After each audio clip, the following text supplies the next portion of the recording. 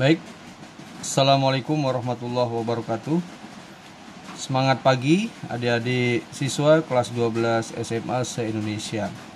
Baiklah adik-adik, pada kesempatan hari ini Bapak akan menyampaikan materi persilangan yang kedua atau genetika yang kedua, yaitu penyimpangan semu hukum Mendel.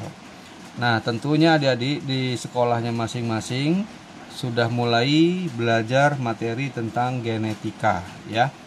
Nah, pertama udah kita bahas hukum Mendel 1, hukum Mendel 2 beserta contoh-contoh soal latihannya. Nah, berikut kita lanjutkan ya materi penyimpangan semu hukum Mendel. Nah, yang pertama adik-adik harus paham, harus tahu kenapa dikatakan menyimpang dari hukum Mendel. Nah, itu ya. Nah, alasannya apa?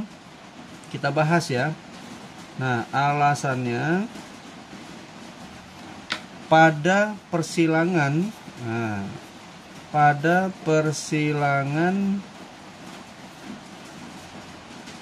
monohibrid ya. Monohibrid pada persilangan Mendel. Contoh-contohnya kan udah banyak. Nah, pada persilangan monohibrid pada rasio ya, rasio F2-nya, baik itu rasio genotipnya ataupun fenotipnya pada F2 ada yang menghasilkan rasionya bukan. Nah, ini Bapak buat huruf besar, ini artinya bukan ya. 1:2:1 atau 3:1. Nah, itu ada di. Jadi alasannya pada persilangan monohibrid pada rasio F2-nya itu ada yang menghasilkan bukan 1:1 atau 3:1 ya. 1:1 itu rasio genotipnya, kalau 3:1 itu rasio fenotipnya ya. Ini adalah rasio genotipnya, kalau ini adalah rasio fenotipnya. Nah, itu ada di. Nah, karena di persilangan Mendel contoh-contoh yang monohibrid, kalau induknya monohibrid dan heterozigot ya, misalkan mami dengan mami ya kan, hasilnya selalu 1 mama, 2 mami, 1 mimi. Kalau rasio fenotipnya, kalau misalkan M besarnya manis berarti 3 manis 1 masam kan gitu ya. Nah, semua contoh-contoh persilangan pada tumbuhan itu selalu seperti itu ada di menurut Mendel. Tapi pada percobaan-percobaan berikutnya ternyata ada persilangan monohibrid yang rasio genotipnya ataupun fenotipnya pada F2 itu bukan 1:1 atau 3:1, tapi rasionya beda gitu. Nah, rasionya lain. Nah, itulah dikatakan mengapa dikatakan menyimpang dari hukum Mendel ya. Nah, contoh kasus, contoh-contohnya ya.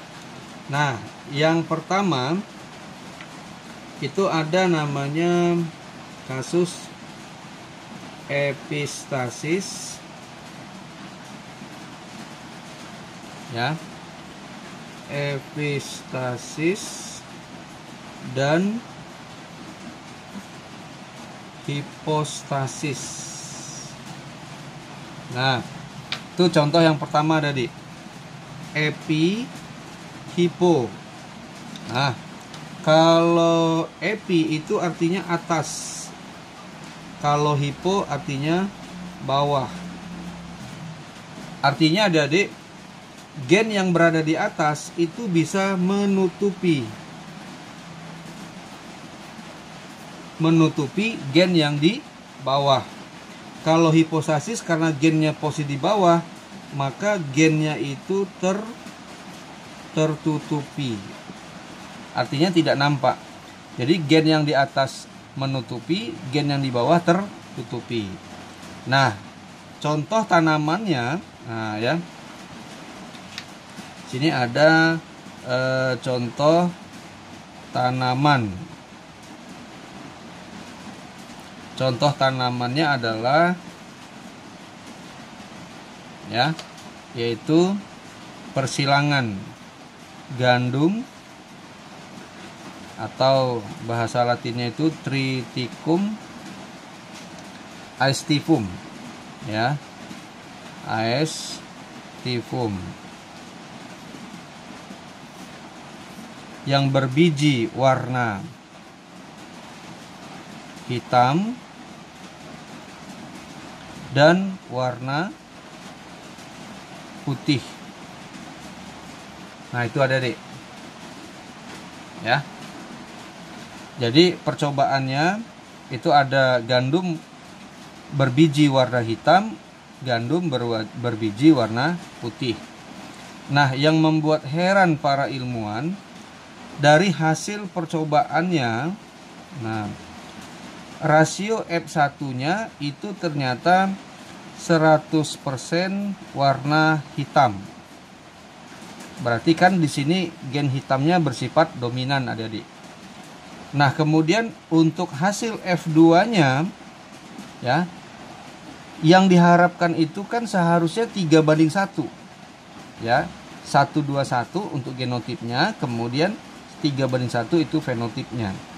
Tapi setelah dilakukan eksperimen atau percobaan, ternyata yang hitam itu bukan 3, yang kuning bukan 1, tetapi berapa? Ternyata anaknya ada 12 biji gandum warna hitam, 3 biji gandum warna kuning, kemudian 1 warna putih. Nah, makanya disinilah yang membuat heran ya. Seharusnya hipotesisnya itu kan seharusnya 3 hitam 1 kuning seharusnya. Tetapi kenyataannya sesuai dengan hasil percobaannya ternyata berbeda, bukan 3:1 tapi justru 12:1. Nah, inilah yang dianalisis, yang dibahas oleh para ilmuwan biologi, terutama ilmuwan genetika, Mendel dan kawan-kawan. Nah, dianalisis ternyata kalau 12:1, nah adik, kalau kita jumlahkan totalnya berapa? Ada 16, adik. Ya kan? Ada 16 nih. Nah, kalau 16 itu kan hasil dari persilangan dihibrid. Betul ya? Dihibrid itu kan ada 2 gen. Ya kan? Kalau dia heterozigot semua, contoh AI Tati, ya kan, AI Tati atau Mami Tati dengan Mami Tati itu kan 9331. Nah, 9331 kalau dijumlahkan 16. Padahal ini adalah monohibrid loh, bukan dihibrid. Jadi persilangan monohibrid tetapi hasilnya dihibrid. Nah, itulah salah satu penyebab alasan kenapa terjadi penyimpangan. Nah, dianalisis ternyata, nah, buatlah rancangannya oleh Mendel dan kawan-kawan. Ternyata rancangan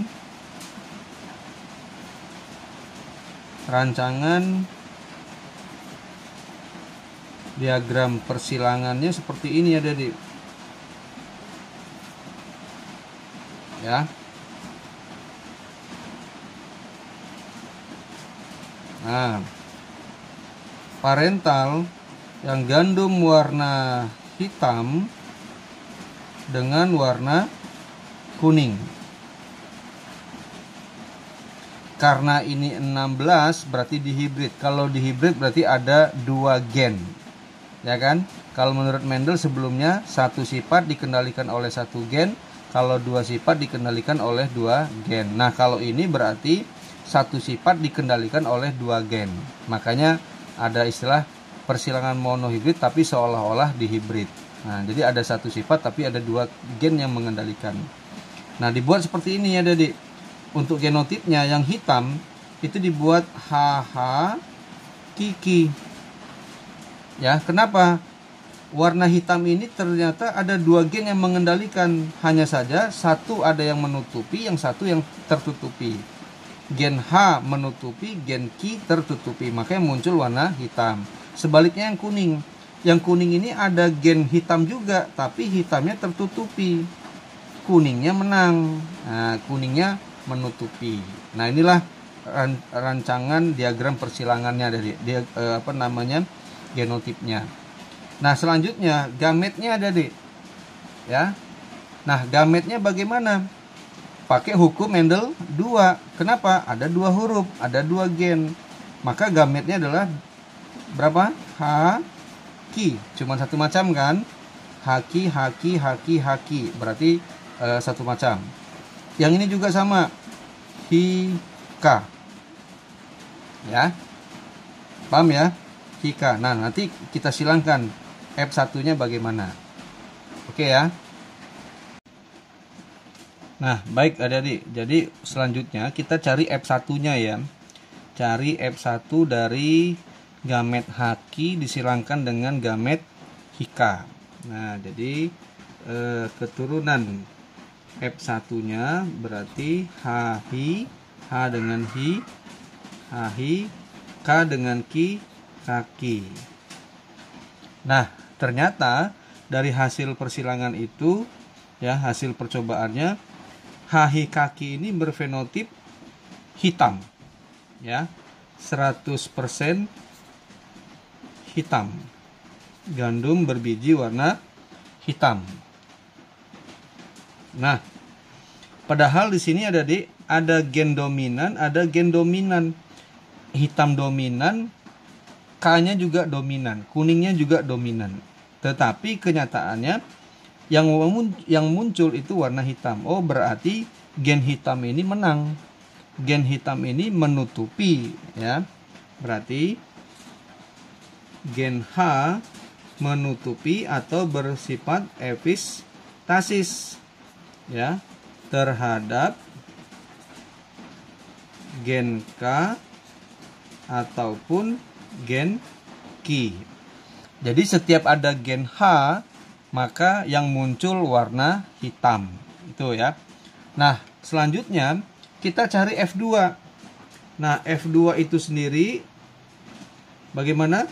F1 disilangkan dengan F1. Ya kan? Untuk mencari F2 yang disilangkan itu adalah Hi Kaki dengan Hi Kaki. Berarti P-nya Hi Kaki disilangkan dengan Hi Kaki. Kita pakai hukum Mendel berapa? Adik-adik, hukum Mendel 2. Karena ini ada 2 gen, ya kan? Ini kan dihibrid jatuhnya, walaupun awalnya monohibrid. Berarti gametnya ada berapa? Yuk, ada 4. HK, Haki, Hika, Hiki. Ini juga sama, HK, Haki, Hika, Hiki. Nah, itu penerapan hukum Mendel 2 adik. Jadi ada 2 gen yang berbeda digabungkan menjadi 1. Jadi ini gametnya adalah ada HK, ada Haki, ada ya, ada Hika dan ada Hiki. Yang ini juga sama. Berarti ada HK, ada Haki, ada Hika, ada Hiki. Yang jantannya ada 4, yang betina juga ada 4. Berarti hasilnya berapa? 4 kali 4, 16. Nah, makanya adik, kalau 16 berarti ini kan hasil dari dihibrid. Padahal ini adalah persilangan monohibrid, ya kan? Hanya satu sifat warna, hitam dan putih. Seharusnya 3:1. Tapi kenyataannya enggak. Nah, sekarang rasionya adik-adik. Ya. Rasionya untuk mencari F2. Nah, sekarang F2-nya coba kalau dari persilangan Mendel. Dari persilangan Mendel kemarin kalau hasil awal, ya, hasil awalnya itu kan 9331. Ingat ya, kalau persilangan Mendel yang biasa ya, yang di hibrid yang biasa, ini kalau kita pakai papan catur, ini hasilnya ada H besar K besar, kemudian ada H besar K kecil, kemudian H kecil K besar, H kecil K kecil. Betul ya? Nah, ini hasil awalnya nih. 9331 kalau persilangan biasa ya, dari Mendel. Nah, karena ini penyimpangan, nah maka kita buat hasil akhirnya. Ternyata hasil akhir, ya, ini hasil awalnya, ini hasil akhir. Nah, coba kita lihat yuk. Yang HK ada H, ada H. Ingat tadi H itu epistasis, berarti gen H akan memunculkan warna hitam, yang ini juga warna hitam. Oh, berarti yang dua ini gen fenotipnya warna hitam, ya, warna hitam karena ada gen H besar akan menutupi K besar dan K kecil. Nah, ada berapa kita jumlahkan yuk? 9 tambah 3 12. Oh, berarti yang hitamnya ada 12. Kemudian yang kuning, nah, yang kuning ini H kecil kan tidak tertutupi. Yang kuning menutupi, berarti yang muncul warna kuning. Ada berapa? 3. Jadi ada 3 kuning. Nah, lalu yang terakhir, tidak ada yang dominan, tidak ada yang menutupi, tidak ada yang ditutupi. H kecil dan K kecil, hihi kiki, berarti cuma satu. Nah, warnanya pun bukan hitam, bukan kuning, tapi warna yang muncul adalah warna putih. Nah, ini hasil percobaannya dari. Nah, ternyata hasil rancangan diagram persilangannya dengan hasil eksperimennya itu sama. Jadi bukan 3:1, tapi 12 banding 3 banding 1. Begitu adik-adik. Jadi kesimpulannya, kalau penyimpangan semu hukum Mendel yang kasus epistasis hipostasis itu adalah rasio F2-nya 12:3:1, ya. 12:3:1. Paham ya adik-adik? Nah, berikutnya nanti akan Bapak jelaskan juga contoh kasus yang kedua, yaitu polimeri.